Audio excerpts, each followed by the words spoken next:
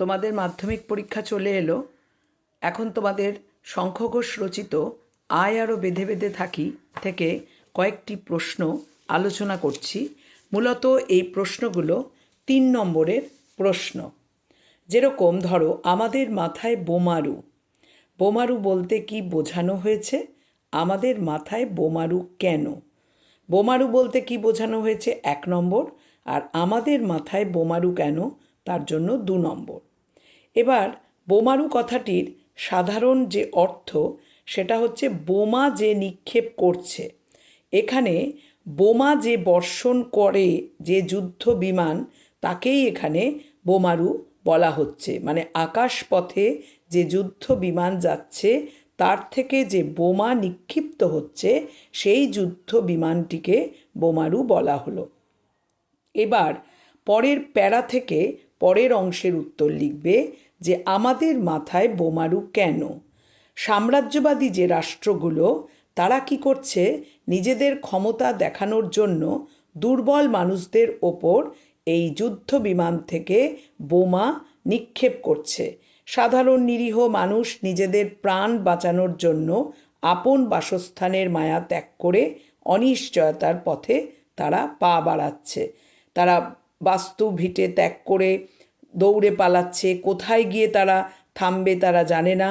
এক অনিশ্চিত জীবনের মধ্যে দিয়ে তারা যাচ্ছে। পরের প্রশ্ন ভালো করে শোনো। পায়ে পায়ে হিমানির বাঁধ। হিমানি কি? কাদের পায়ে পায়ে কেন হিমানির বাঁধ? হিমানি কথাটার অর্থ কি? বরফ বা তুষার। পর্বতের গায়ে জমে থাকা যে বরফ, সেটাকেই হিমানি বলা হলো। আর কাদের পায়ে পায়ে কেন হিমানির বাঁধ? দেশ কাল নির্বিশেষে যুদ্ধ বিধ্বস্ত বহু মানুষ এদিক ওদিক তারা ইতস্তত বিক্ষিপ্ত অবস্থায় তারা ছড়িয়ে আছে। জীবনের চলার পথে প্রতিটি মুহূর্তে তাদের পাহাড়ের ওপরে জমে থাকা বরফের মতন বিপদ।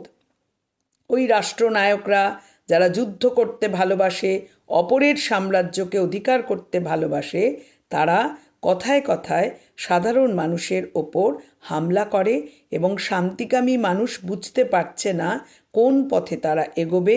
প্রতিটি মুহূর্তে বিপদের হাতছানি তাদের দিকে যেন হাত বাড়াচ্ছে।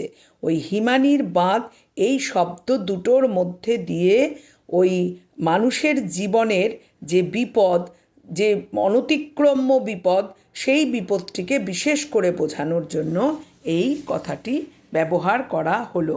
তোমরা খুব ভালো করে কবিতা আগে পড়বে, কবিতার প্রত্যেকটা লাইন ভালো করে বুঝবে, তারপর এই প্রশ্নগুলো নিয়ে আলোচনা করবে। ঠিক আছে?